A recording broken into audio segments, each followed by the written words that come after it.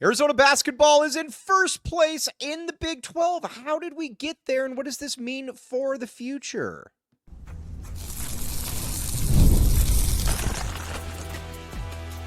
You are Locked On Wildcats, your daily podcast on the Arizona Wildcats. Part of the Locked On Podcast Network, your team every day. Thanks for keeping it Locked On Wildcats and making this your first listen of the day. I am your host, Mike Luke. This show is brought to you today by FanDuel. From big upsets to game-winning drives, the NFL playoffs are better with FanDuel. New customers can bet $5 and get $200 in bonus bets guaranteed. Win or lose, visit FanDuel.com to get started. All right, Arizona basketball is in first place in the Big 12. This is not something that I thought that I don't think many people thought that we would be talking about at this point. Well, let's be honest here, probably even 2 weeks ago, but everything has really kind of come into place for the Wildcats, and I think that's the exciting part about all of this is watching everything come into place right here. Now, a couple things that I think we need to discuss is there's been obviously a changing of the guard. Henry Vasar, KJ Lewis have made a huge difference for Arizona. And when I say a huge difference, I mean a huge difference. Having Henry out there running the court like a gazelle, blocking shots, getting rebounds, all kinds of stuff. He's just been incredibly impressive. KJ Lewis had his best game in a Wildcat uniform against West Virginia. So there is that. Again, there's a lot to like about it. Now, let's talk a little bit about where we're going to kind of go through our player-by-player roster breakdowns. Then we're going to look ahead a little bit to the Big 12 team comparisons, all of that and more. All right, but first, let's talk a little bit about where we are right now with the roster and these grades. And the first grade that I think we need to give out is Jaden Bradley. I like Jaden Bradley a great deal. Jaden Bradley is great. Jaden Bradley is the epitome of a player that I don't think you properly appreciate until he's gone.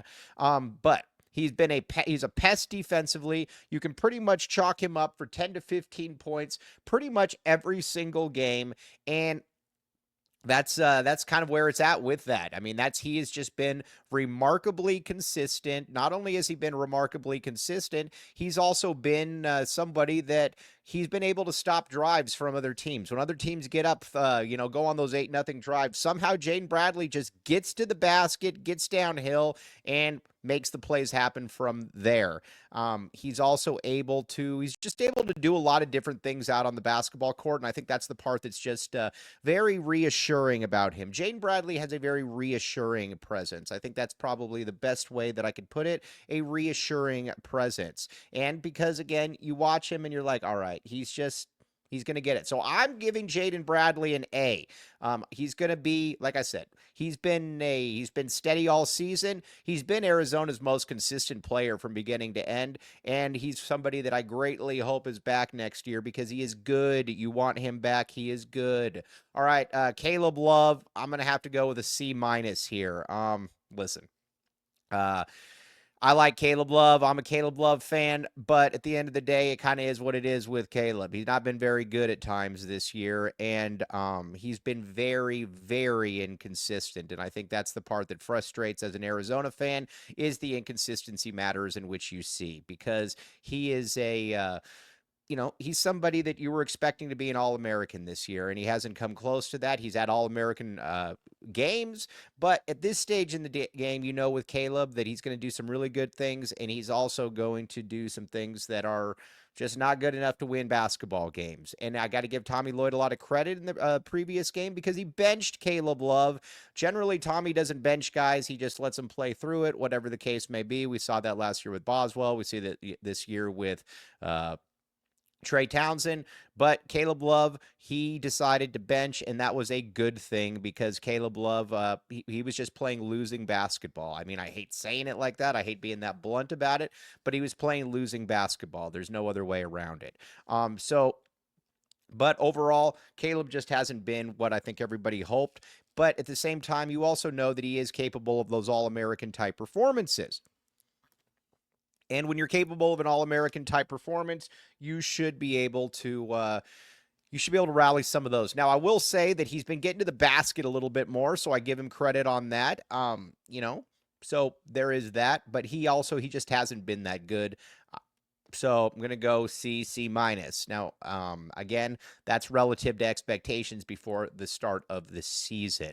All right, now we're going to go with the starting lineup. We're not going to go necessarily with the guys that are playing the most, and then we'll go backwards from there. ADO, Anthony Del Orso. I like Anthony Del Orso. I think Anthony Del Orso is a very, I think he is a passable, passable is not the right word. I think he's better than people think. I like Anthony Del Orso. When I watch Anthony Del Orso, I see a player that can really shoot the ball. He's got a lot of onions, as Bill Raftery would say, and he's better offensive, or he can do a little bit more offensively than people think. He can get to the basket a little bit. He can shoot shots up off the backboard. He can do a lot of different things, which I think are kind of exciting about him. He's a good, like I said, he's a good player. There's a lot to like about him. Defensively, he's not good, but when he's out on the court, Arizona just seems to be a little bit better, and that shot that he made coming back in from when he got hit in the groin or whatever, and he launched that three and pushed it right back from a 5 to an 8 point, that was huge. You need players with confidence. You need players like that will really kind of step up when the time is there, and he has shown that he can step up when the time is there. It's been I like it. Like I said, it's he's far from perfect. I get all of that, but at the same time, I do kind of like what I see from him. He is, like I said, there's a lot to like. You just got to get past some of the, how do I put it? Just some of the, I guess the best way I can put it is you just got to get past some of the defensive issues, but those are always going to be there. There's just no way around that one. So, Anthony Del Orso, I'm giving a solid B relative to expectations. I know some people might say that's too high. I don't care. My grades, not your grades. Okay, then let's get to the Edgerson twins. We got Trey Townsend first. Listen, Trey to me has been the one that out of all the newcomers or, wild cards has been the most disappointing. I thought he was going to be a lot different player than he is. He's just not that good.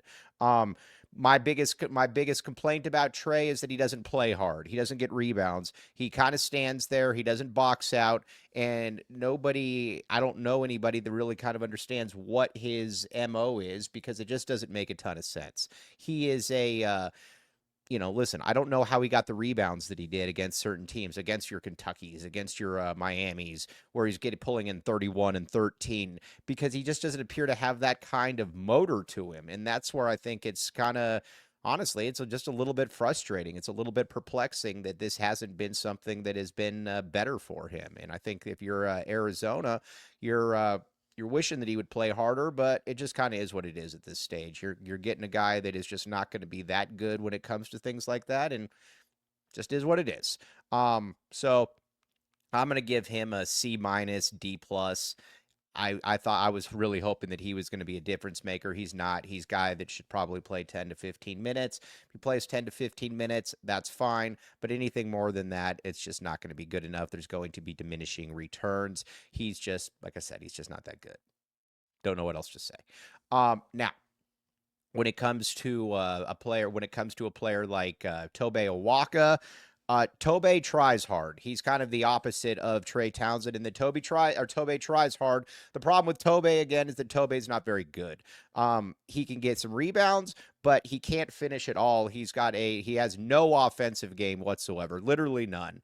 And his hands aren't great. So he kind of compounds the issues that he's facing by also having hands that aren't very good, and he can't finish it all around the basket. I think that's another part that is very frustrating about all of this, is that he just can't really finish. And I wish he could finish, but he can't. So that's just kind of where it is with Tobe Awaka. I'll give Tobe Awaka a C minus because he tries hard at least. I know that there's kind of, trust me, I get that when you're talking about trying hard, but the one thing about it that with Trey Townsend that I just can't get past is that Trey Townsend doesn't try hard, and that's something that I have a very difficult time looking past, mainly because that should never be the case. But overall, though, with that starting lineup, and trust me, I realize that starting lineup isn't the starting lineup that is necessarily the one that you're is playing the most. I get all of that, but at the same time, that's who he's rolling out there. That's who he's starting. So that's how we're going to rank those grades. Now, we're going to get to the bench where you've got some guys that are not starting, but they're kind of fitting into their roles. But first, Rocket Money, my friends, Rocket Money. Did Rocket Money help you find any subscriptions you forgot about that you were paying for twice? That definitely happened to me. I had a few subscriptions that I didn't even realize I was still paying for. And Rocket Money made it so easy to track them all down. It's like having a personal assistant for your finances. Here's the great deal with Rocket Money. Cancel your unwanted subscriptions and reach your financial goals faster with Rocket Money. Go to rocketmoney.com/lockedon today. That's rocketmoney.com/lockedon, rocketmoney.com/lockedon. Again, people are using it and it's saving you money. Rocket Money is there. Use it. Everybody is taking advantage of it, and it is for a good reason. Check it out at Rocket Money. Again, it helped me save some money. Can help you as well.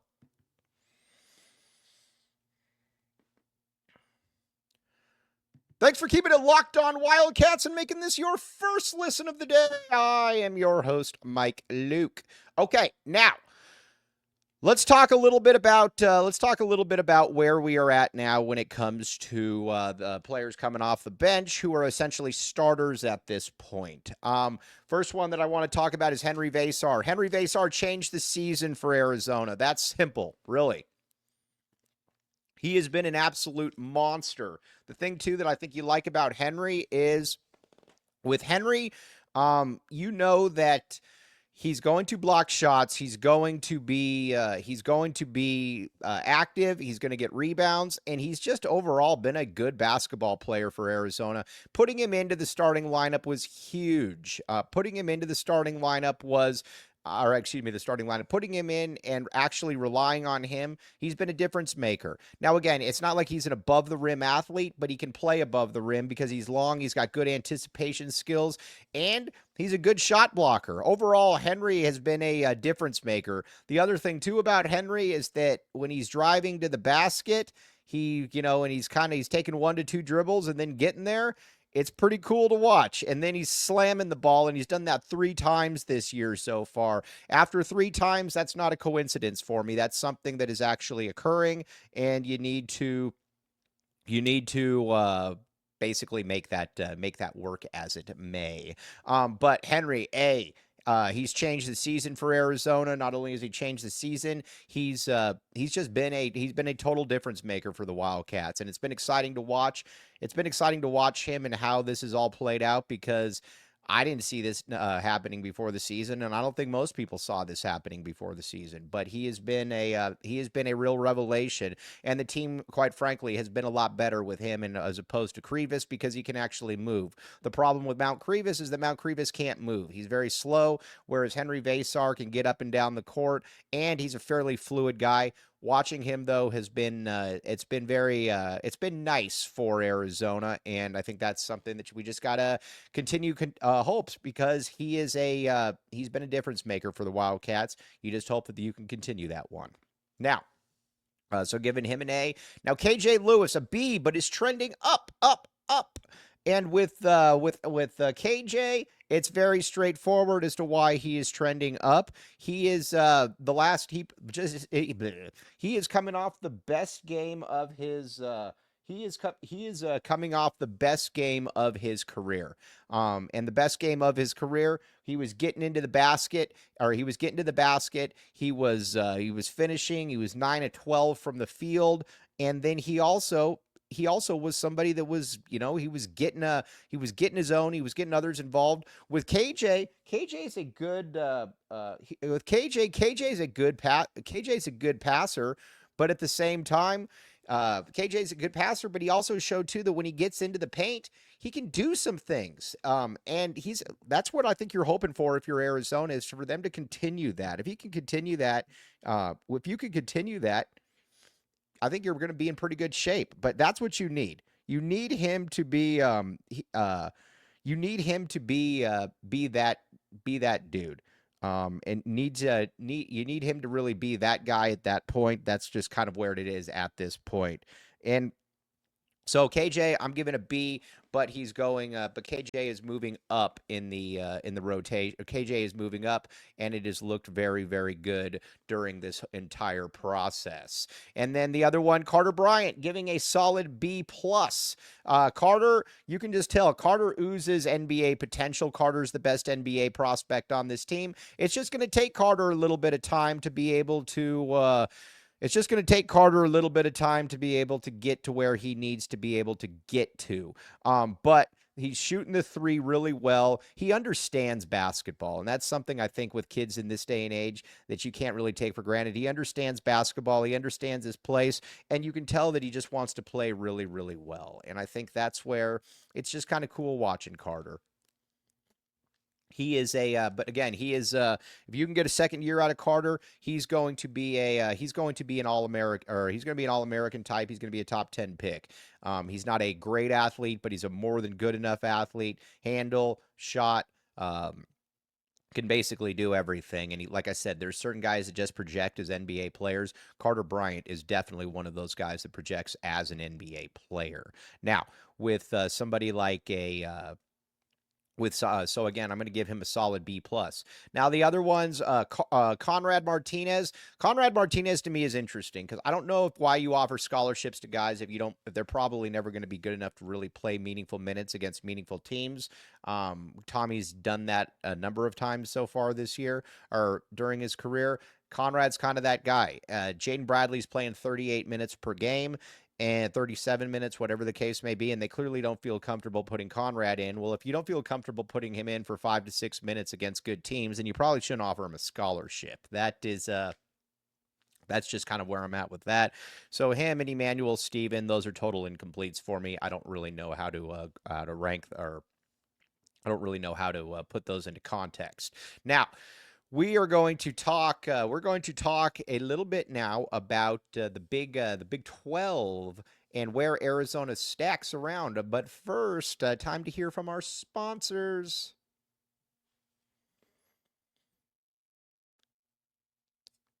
Thanks for keeping it locked on Wildcats and making this your first listen of the day. I am your host, Mike Luke. Okay, now let's talk a little bit about where we're at now when it comes to Arizona in the Big 12. I believe right now Arizona is the third best team in the Big 12. That's just kind of where it's at this point. I believe that Arizona is the third best team in the Big 12, and I think that Houston is better. I know Houston doesn't have a big win so far this season, but you lost by 2 to Auburn and 3 to Tennessee or whatever the case may be. So you're good. And then Iowa State is obviously very, very good. There's no doubt about that. So again, Arizona basketball is good. There's no doubt about it. Arizona basketball is good. I think they're probably third right now. I think that they can look Kansas straight in the eye. Kansas doesn't necessarily worry me, to be honest with you. I mean, they're good, but I look at it. Dickinson, Adams, Mayo, DeJuan Harris, Rylan Griffin, those guys don't really worry me. I thought A.J. Storr would be better. He's not. Arizona, I think, matches up just fine with Kansas, to be honest with you. Just fine. Kansas was on the ropes last night against ASU, and that's mainly because Bobby Hurley's not a very good coach, and ASU scored 12 points in the second half. I think with Tommy Lloyd, that would have been a different game. So obviously that's a situation to keep an eye on for if you're Arizona. Now, the other one too, Baylor.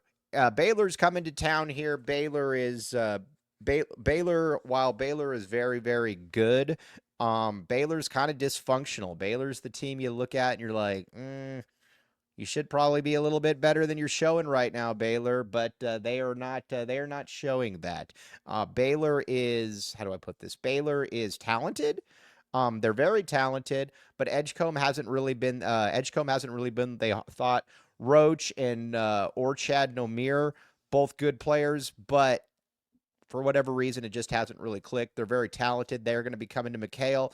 That's going to be a game that Arizona needs to win, but that's also a very dangerous game for Arizona. So there is that. Now, and I look around the rest of the conference, and I think that those are still the five, in my opinion. Now, Arizona's going to have some games that it could definitely lose. It could definitely lose to at Texas Tech.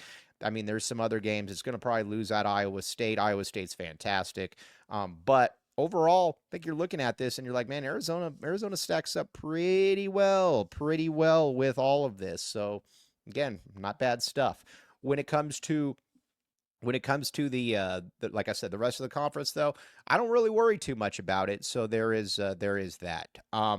So and when it comes to expectations, I think you're Arizona. You want to just keep getting greedy. You just want to keep running off some of these wins. You just want to keep running off some of these where it, you can look at it and you're 4-0, you're 5-0 in the standings. Just keep making that happen, because if you can keep making that happen, then I think you start to feel pretty darn good about where you are at in the grand scheme of thing. So when it comes to the Big 12. Now, let's talk a little bit about U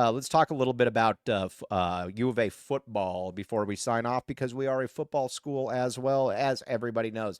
Arizona gets a nice offensive line commit from Oregon State, a Sunnyside kid who's had multiple seasons of starting at Oregon State. Arizona's offensive line has not been good, obviously, last season. You lose Big Jonah. Not only do you lose Big Jonah, you lose somebody like your Wendell Moy, your Josh Bakers. Generally, you don't get better, but I think Arizona's hoping that they can have better quality depth. I mean, we'll see how it plays out. But bringing in Big Flavio from Oregon State, bringing in the Hawaii guard, those are at least a start. The problem, though, for Arizona is that you don't have any centers. Not only do you not have any centers, I don't know about your tackles. Now, I think at guard, you're probably going to be solid between those two and the deuce boost. But at center, I don't know.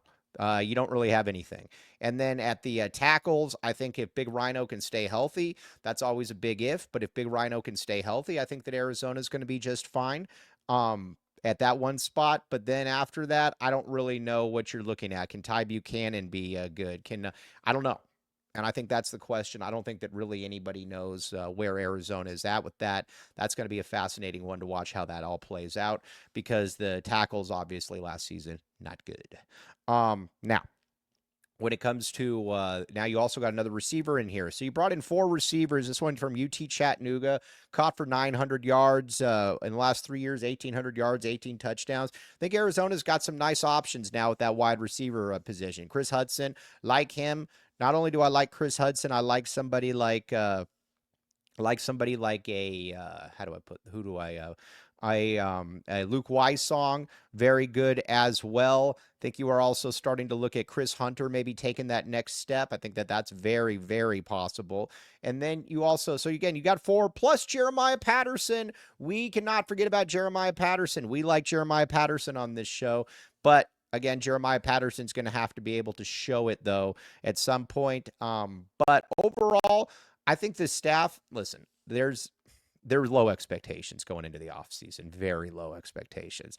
But I think they've done a very nice job with the skill position players.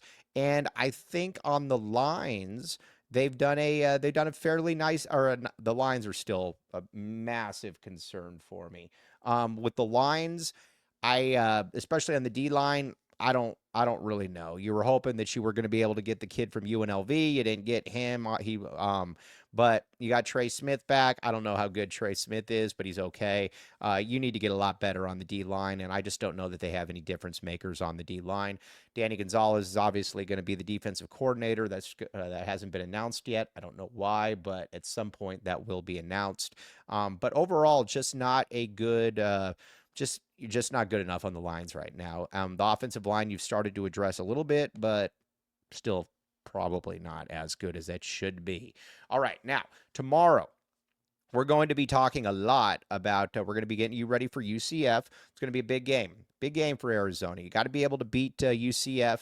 And because, again, all those road wins, they don't necessarily mean anything if you go and then you lay an egg against UCF at home. That's a game that you have to win. If you win that game, then, you're 4-0. You start saying, all right, let's get a little bit greedy here. And you start looking at it and you're like, okay, we can do that. But good times for Arizona right now. It's been a good 2025 so far for the Cats. Let's just try to keep the good times rolling. But as always, very, very much appreciate you all making Locked On Wildcats your first listen of the day. First place Arizona in the Big 12. We're going to be back tomorrow breaking that down, breaking down UCF, maybe talking a little bit more Arizona football with the portal still open. As always, thanks for making Locked On Wildcats your first listen of the day.